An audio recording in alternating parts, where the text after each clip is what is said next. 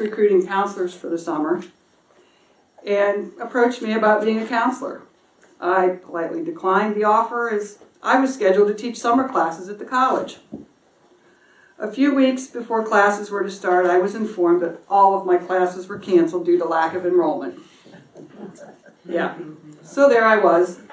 No income, no money to live on. I contacted Dave to see if he still needed any help for the summer.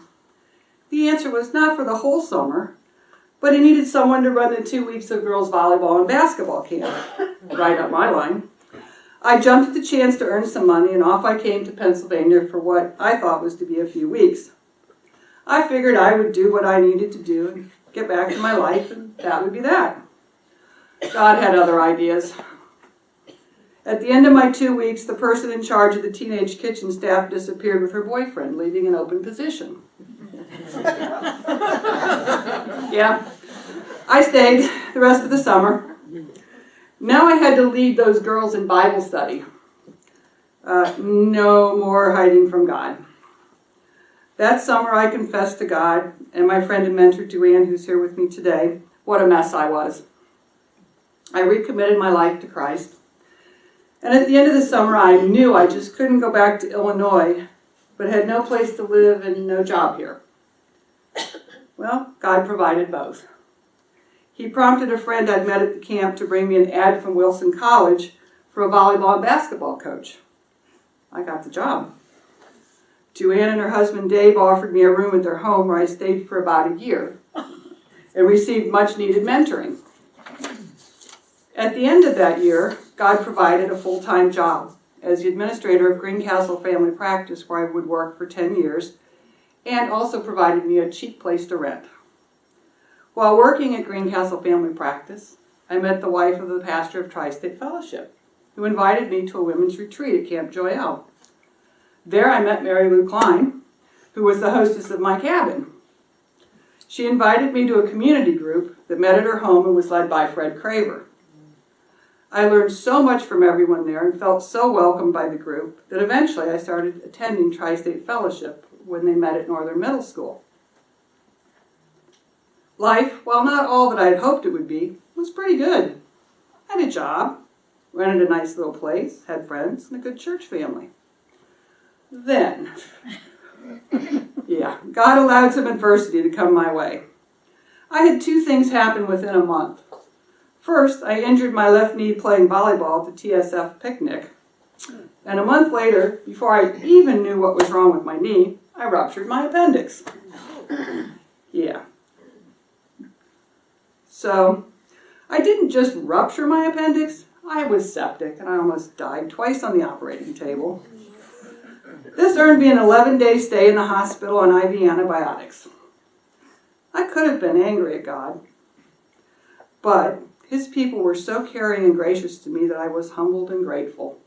I, the independent one, learned that it's okay to let people help you, that it blesses the givers and the receiver.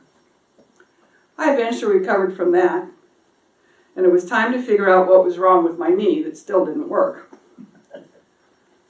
So, it was December. You ever try to get in with an orthopedic surgeon in December? Yeah, it doesn't happen. So, it was late in January that I finally got in to see one. After an MRI, it was determined that I had torn my ACL, and surgery got scheduled for late March. Since I couldn't drive my stick-shift car after surgery, I went to stay with Jack and Mary Lou for what was to have been a couple of weeks. Well, at my follow-up appointment, the x-ray showed my fixation screw was coming out of my knee. So, 2 weeks after surgery 1, I had surgery number 2. My stay with the Kleins ended up being about a month. I guess I thought God thought I needed to still learn more about letting His people show me the extent of His love and provision. 3 months of physical therapy followed, and it was during this time the Lord began steering my life in a new direction. My therapist kept telling me that I should go back to school and be a therapist. They told me I'd be good at it. I looked at him and said, "I'm too old. I'm 36. I can't go back to school." Well, They kept after me and told me about the PTA program at Penn State Mont Alto and convinced me to apply.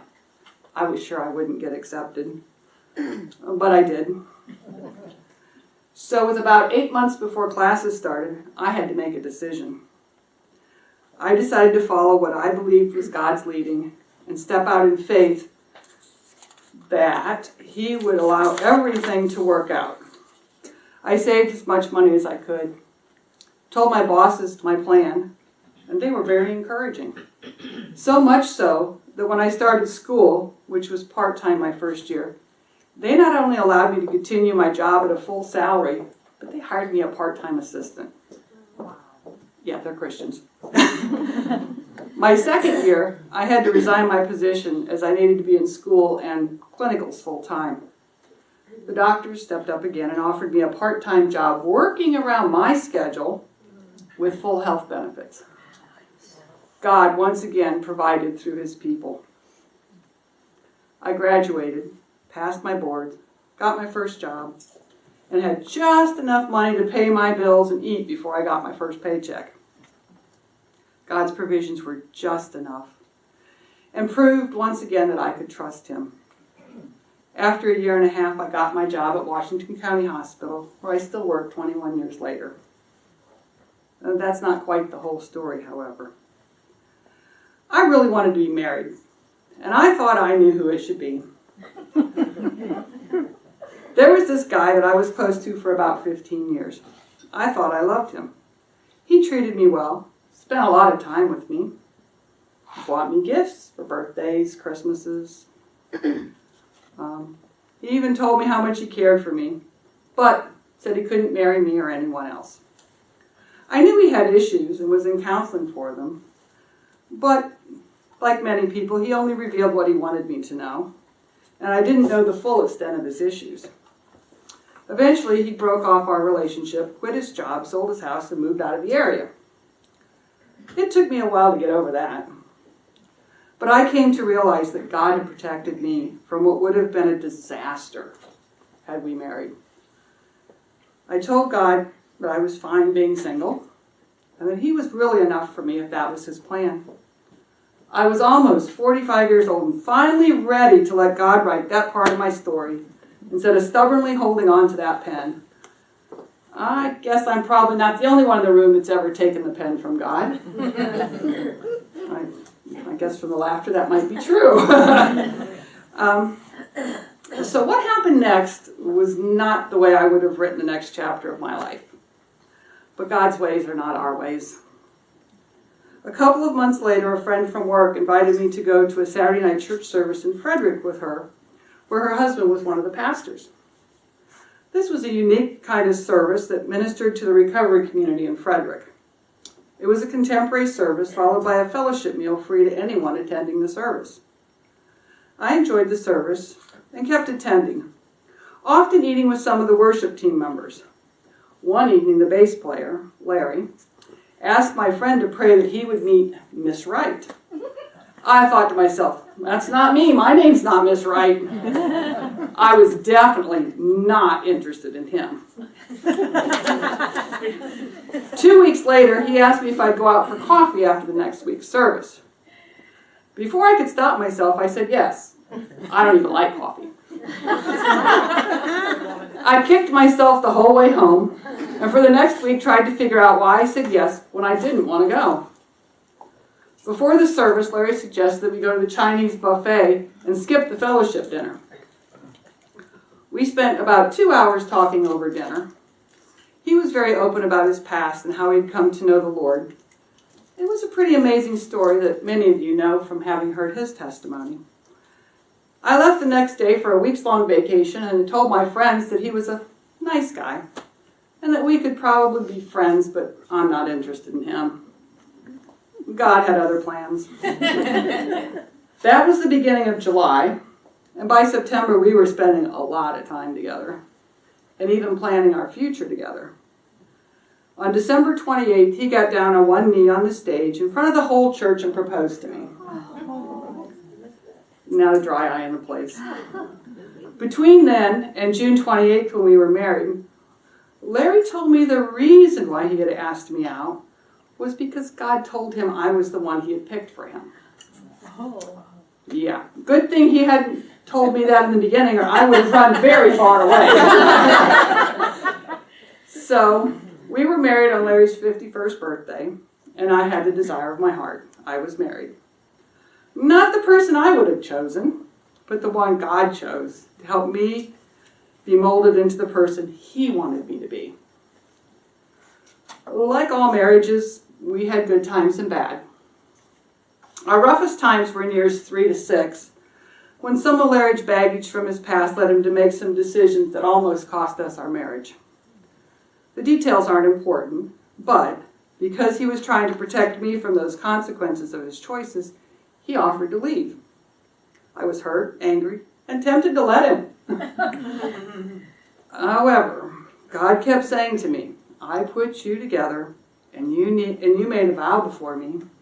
You said for better or worse, richer or poorer. Trust me.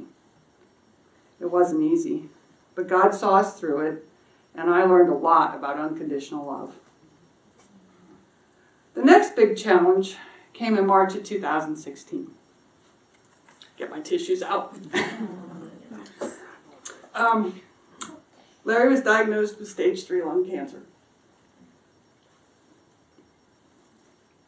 The tumor was very small, but 2 lymph nodes were involved, one of which was too close to his aorta to be removed. Surgery was not an option, so he began a several-month regimen of chemo and radiation. He tolerated it very well, and we were hoping for a cure. In December, the CT scan showed the original tumor and lymph nodes were nothing but scars. Dr. Hamden wanted a PET scan to be sure that there was nothing else, but my insurance said, no, it's not necessary. She persisted, and in March, the insurance finally agreed to pay for one. It showed that the cancer had metastasized to his brain and some lymph nodes in his right upper chest. Now, chemo can't be used on the brain due to something called the blood-brain barrier that doesn't allow the chemo to go into the brain. So the 3 tumors in his brain were each blasted with a single high dose of radiation. Because of the brain tumors, Larry wasn't allowed to drive anymore starting at the end of March. I was now a chauffeur. I was working full-time.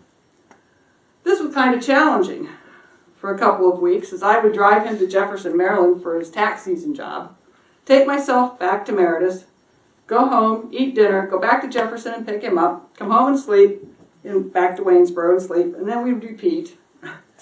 We were both glad when that tax season was over. After the radiation, Dr. Hamden decided to try Keytruda. It's a newer drug that assists the immune system to fight metastatic lung cancer. Larry had 2 treatments a couple of weeks apart. Around that time, which was early July, he began having severe pain in his left hip and thigh area whenever he stood up. Testing revealed that he had tumors in both femurs and his liver. The tumors in his femurs were large and had not been present in March when the PET scan was done.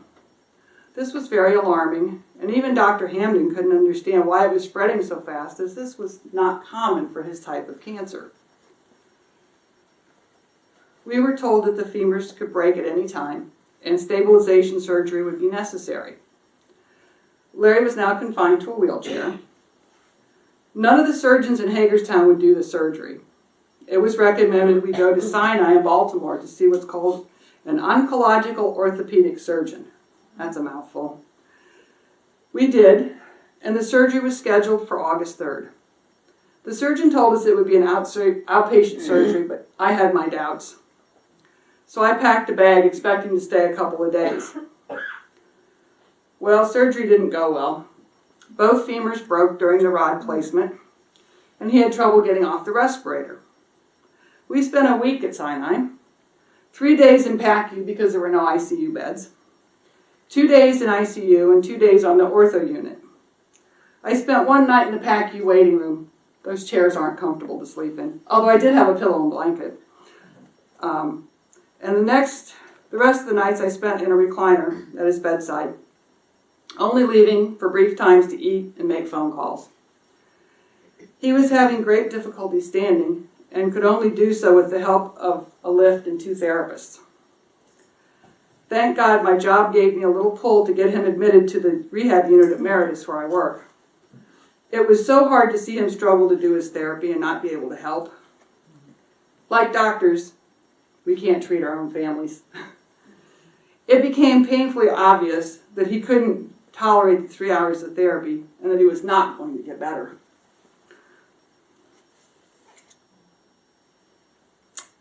Excuse me. He wanted to come home. Sorry. So I arranged to bring him home with hospice care. For the next 3.5 weeks, it was my privilege to care for Larry as he completed his journey home to be with the Lord.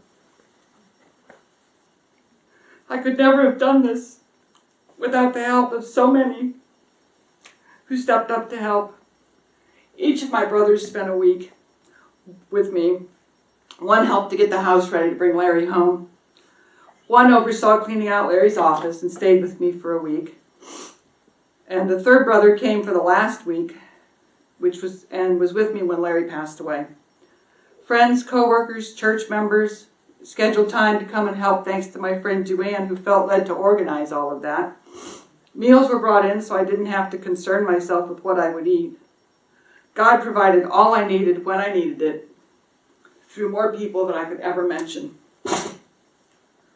In the last 1.5 years, I've had to lean on the Lord in so many new ways as I work through the grief and the practical aspects of being a widow. He's provided me new friendships, renewed some old ones, sent people to help in practical ways, and given me ways to use this experience to minister to others going through the same thing. I have also had to deal with some new health issues of my own. Last September, I had a 2-week bout of pneumonia that took me a while to get over. In October, I was diagnosed with autoimmune hepatitis and got to spend a night at Mercy Hospital in Baltimore having a liver biopsy and 3 large doses of IV steroids. Since autoimmune diseases are only treatable and not curable, I now live on immunosuppressant and steroids. With diabetes and working in a germ-infested hospital, this isn't too easy. It's kind of a challenge. Thankfully, the Lord has protected me from illnesses so far. I spent 11 days in Indiana over Christmas. My father died Christmas Eve after a long battle with Parkinson's disease. While he finally got his wish to go home to heaven, it was difficult for my mom and still is. I was glad I could be there with my mom and the rest of the family, but watching Dad decline and die over this 4 days dredged up memories and pain from Larry's passing.